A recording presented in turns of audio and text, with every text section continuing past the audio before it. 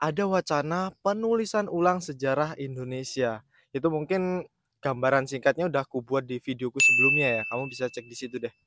Tapi kenapa Indonesia lagi nulis ulang sejarahnya, men? Apakah karena sejarah yang selama ini kita tahu itu tuh salah atau belum lengkap, atau dari sejarah yang ada yang kita tahu selama ini seperti itu, ada yang pengen diubah?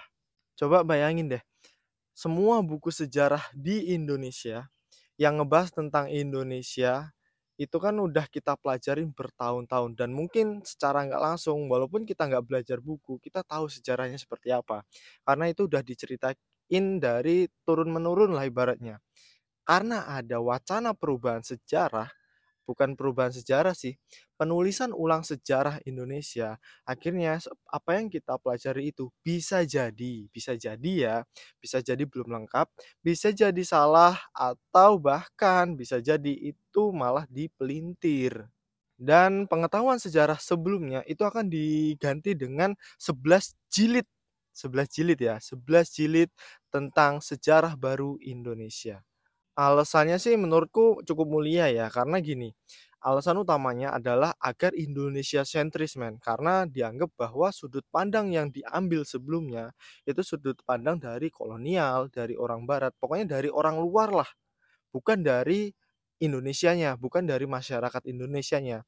Nah, karena ini ingin diubah sudut pandangnya jadi Indonesia sentris, jadi ibaratnya aku yang melihat, aku yang merasakan, dan aku yang menceritakan sebenarnya yang terjadi seperti apa. Bagus kan? Jadi sudut pandangnya tuh bener-bener dari masyarakat kita. Dan katanya itu juga banyak sejarah yang udah kita tahu saat ini itu belum lengkap dan akan dilengkapi dengan penulisan ulang sejarah baru ini. Tapi pertanyaan besar di kepalaku, karena Fadlizon, tokoh yang mengajukan atau membuat sejarah Indonesia ini, dia bilang bahwa sejarah kita akan dibuat dengan tone yang positif. Jadi pertanyaanku, kalau nanti tone-nya emang benar-benar dirubah jadi positif, terus apa kabar dengan sejarah-sejarah kelam yang pernah terjadi di Indonesia?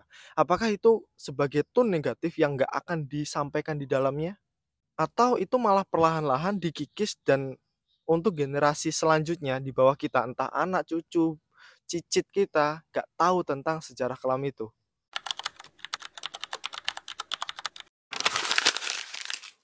Sejarah itu bukan cuma tentang nama tokoh, nama-nama pahlawan, bukan, melainkan identitas dari negara kita.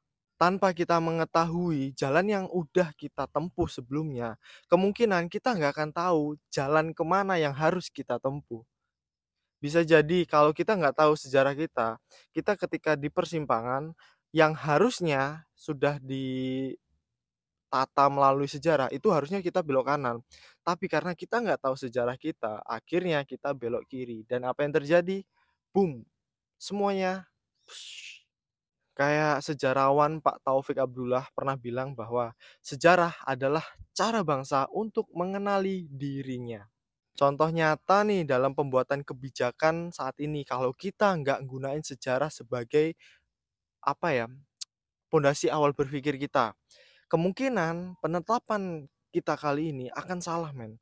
Kenapa? Karena kita nggak lihat sejarahnya, nggak lihat pelajaran yang kita dapat dari sejarah masa lalu. Kita langsung buat dan kita ngebuat kesalahan, akhirnya apa? Akhirnya malah berulang dulu. Dari yang harusnya udah kita pelajari dari sejarah yang pernah terjadi, kita nggak belajar dari situ, kita malah mengulangi. Dan akhirnya kita mundur, bukannya maju, mundur. Dan menurut data yang sempat ku dapat ya dari Kemendikbud tahun 2019-an, itu tuh lebih dari 60% siswa SMA itu tahu tokoh, tanggal penting itu tahu, men. Tapi nggak tahu tentang konteksnya. Sekarang pertanyaannya, kalau buku sejarah itu akan diubah jadi lebih lengkap dan lebih jujur, lebih benar, atau malah jadi lebih dangkal, men? Mari kita coba ingat dulu deh, ini terutama buat kamu yang usia 30, 40, 50 tahun nih. Di Indonesia pernah ada perubahan besar-besaran dalam buku sejarah yang ada di sekolah. Versi Orde Baru dalam G30S PKI itu tuh menekankan bahwa PKI sebagai dalang tunggal. Tapi setelah reformasi, itu mulai bergeser tuh wacananya. Jadi bukan dalang tunggal men, melainkan ada peran dari aktor-aktor lainnya juga. Artinya, narasi sejarah itu bisa berubah, bisa berbeda, tergantung siapa mereka yang megang penanya.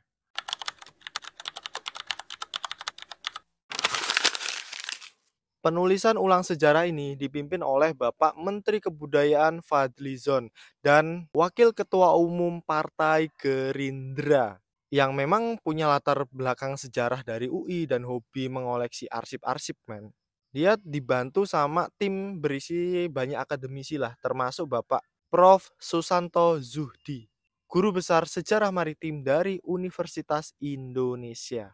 Rencananya sejarah Indonesia akan dibagi menjadi 11 jilid men. Nah, kalau kamu pengen tahu 11 jilidnya itu apa aja dan ngebahas tentang apa aja, kamu tonton videoku sebelumnya. Karena di situ udah aku jelasin singkat dan cukup lengkap menurutku. Kamu tonton aja di video sebelumnya, oke?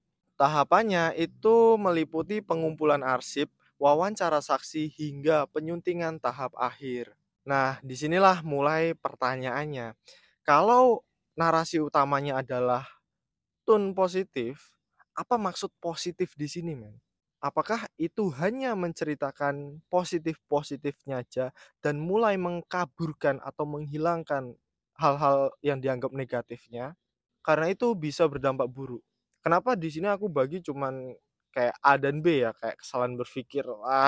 Karena gini, kamu lihat deh, banyak kok apa ya, pejabat-pejabat dalam negeri kita yang jujur aja, termasuk aku juga, banyak kok kita yang salah dalam berpikir. Maksudnya salah dalam berpikir apa?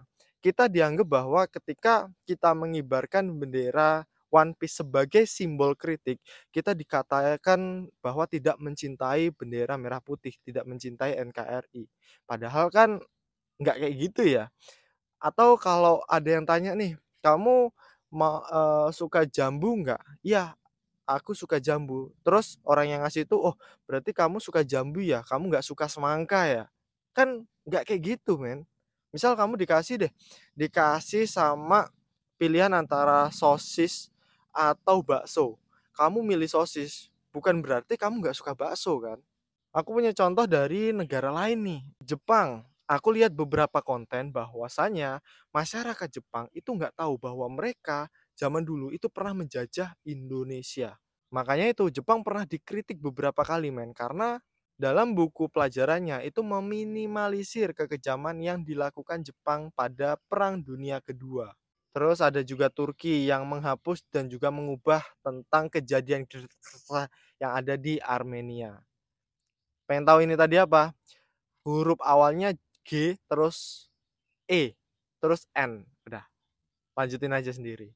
Indonesia juga punya beberapa catatan sejarah men, yang dimana kayak tahun berapa ya? 2017 kalau nggak salah. Itu tuh ada tentang polemik men. Polemik penghapusan tab MPRS tentang dihapus dari buku SMA. Terus buku-buku sejarah sekarang juga nggak terlalu membahas secara gamblang apa yang terjadi di Semanggi I dan juga Semanggi II.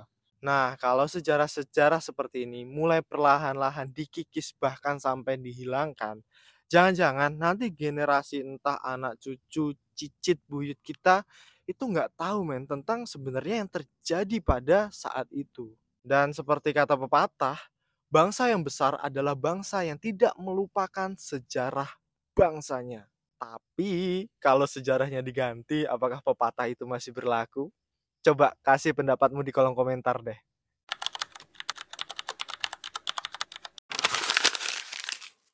Jadi pertanyaannya sekarang, apakah penulisan ulang sejarah Indonesia ini adalah suatu bentuk transparansi yang tujuannya benar-benar untuk mengungkapkan sejarahnya atau ada maksud politik dan citra di dalamnya? Kita sebagai rakyat biasa, selain kita optimis karena kita mungkin tahu lebih lengkap ke depannya, tapi kita juga perlu khawatir men, kalau sejarah yang ditulis itu mengandung makna atau mengandung politik untuk kepentingan individu, kelompok, atau partai-partai tertentu. Dan kurasa kita juga perlu tahu tuh prosesnya. Dan balik lagi ya, karena yang ku tahu ya itu adalah mengangkat tone positifnya. Kalau menurutmu ya, apakah sejarah kita untuk anak, cucu, buyut kita nantinya, apakah harus dipoles secara bagus dan indah aja, atau biarkan apa adanya dan benar-benar dikasih tahu, bagusnya seperti apa, keburukannya seperti apa, karena kalau dalam pemikiranku dan apa ya, yang ku tahulah, sebatas yang ku tahu, hal buruk yang terjadi itu dijadikan sebagai sebuah pelajaran agar apa? Agar tidak diulangi lagi. Nah, kalau sejarah dari kita nanti tidak ada hal buruknya, apa yang bisa dijadikan pelajaran, men? Coba tulis pendapatmu di kolom komentar ya, di bawah ya. Kita diskusi deh soal penulisan ulang sejarah ini. Jangan sampai proyek yang niatnya bagus ditunggangi oleh kepentingan politik dan citra, pencarian citra. Jangan sampai hal itu terjadi, men. Jadi, coba tulis dong pendapatmu di kolom komentar.